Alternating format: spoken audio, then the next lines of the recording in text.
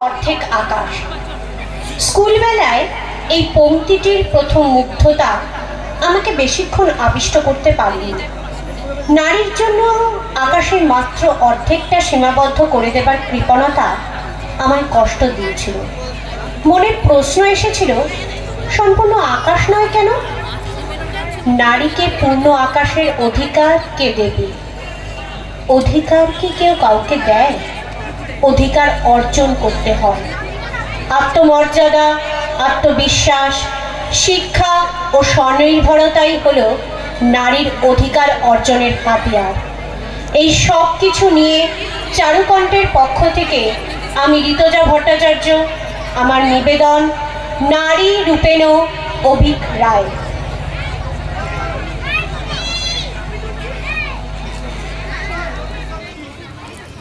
কানে এলো, আমার শ্বশুর বাড়ি কিন্তু এরকম নয়। ওরা আমাকে বিয়ের পরও চাকরি করার পারমিশন দিয়েছে।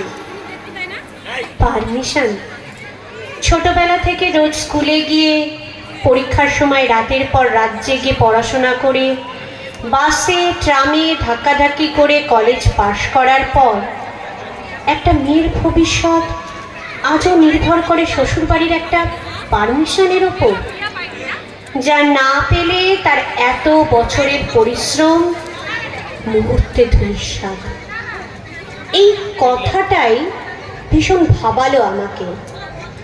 আমাদের চারপাশে এরকম তো কত মেয়েই আছে যারা ঠিক জানেই না কোন জিনিসগুলো তাদের আওতায় পড়ে, আর সেই জন্যই অনেক পুরুষ গর্ব করে বলে বেড়ায়, আমি আমার বউকে যথেষ্ট স্বাধীনতা দিয়েছি। প্রতি বছর নারী দিবস আসে।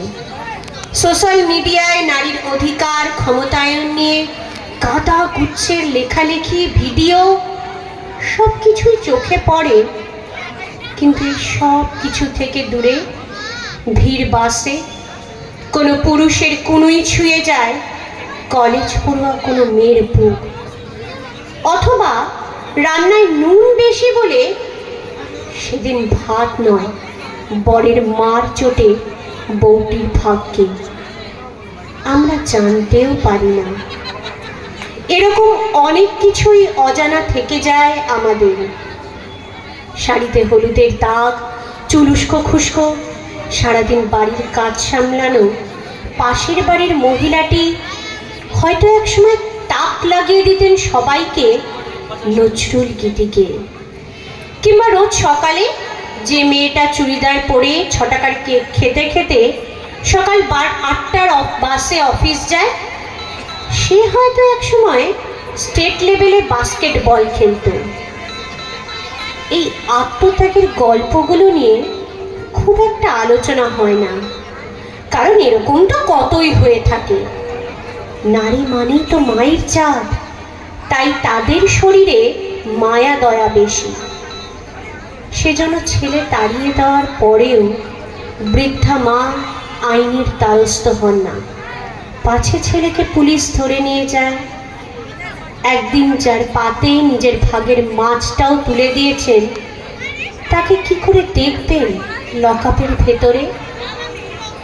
বদনামের ভাগিদার সেই মেয়েদেরই হতে হয় বেশি। বহু বছরের প্রেমিক আচমকা একদিন অন্য কাউকে বিয়ে করে নিলে প্রেমিকটিকে নয়, প্রেমিকাটিকেই লুকিয়ে বাঁচতে হয় সমাজের থেকে। নানা লোকের নানা রকমের প্রশ্নে তাকে জেরবার হয়ে উঠতে হয়। নানা লোকের নানা রকমের প্রশ্নে হাঁপিয়ে উঠতে হয় প্রতিনিয়ত। স্যারের লোলুপ দৃষ্টি থেকে বাঁচতে স্লিপলেস কুর্তি পরা কোচিং ক্লাসের মেয়েটা কখন যে জড়সড় ফুল হাতায় বদলে যায় কোচিং ক্লাসের কেউ টেরই পায় না। একটু রাত অবধি একটা মেয়েকে অনলাইন দেখলেই মনটা ছুকছুক করে ওঠে একটু চান্স মেরে দেখতে। কিংবা পার্টিতে একটা মেয়ে হেসে খেলে কথা বললেই মনে হয় সে হয়তো সিগন্যাল দিচ্ছে। তবে সব থেকে বড় সমস্যা তো হয় মেয়েরা যদি উঁচু পদে একটা চাকরি জুটিয়ে ফেলে, অথবা সংসারের যে পুরুষ সদস্যটি তার থেকে একটু বেশি রোজগার করে ফেললে।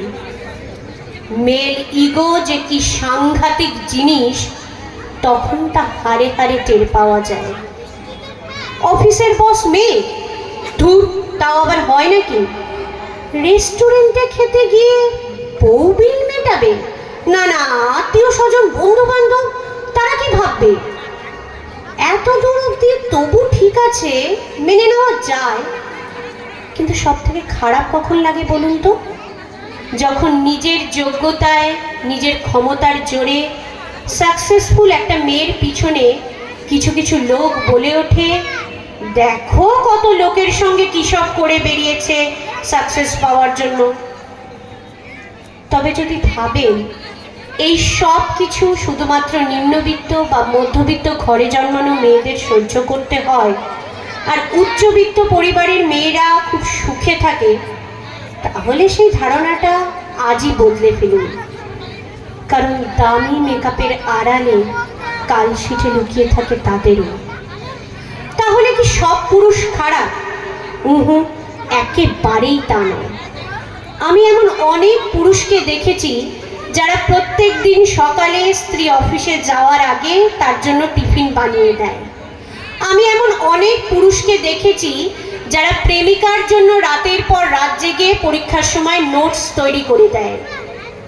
আমি এমন অনেক পুরুষকেও জানি যারা অসুস্থ স্ত্রীর সেবা করে যান বছরের পর বছর ধরে।